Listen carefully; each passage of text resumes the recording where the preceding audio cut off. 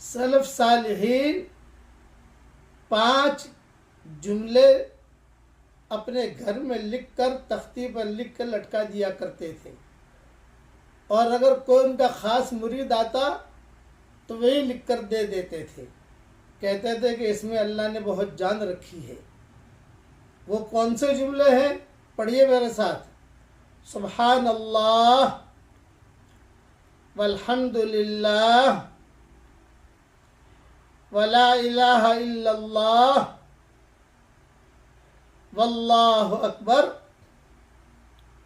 वला हौला वला कुव्वता इल्ला बिल्लाह।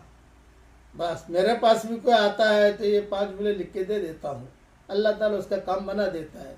आप भी लिख कर रखिए अपने पास और पढ़ने का भी अहतमाम कीजिए। ये अहब्बुल कलाम इलल्लाह है, अल्लाह के जुमले बहुत पसंद हैं।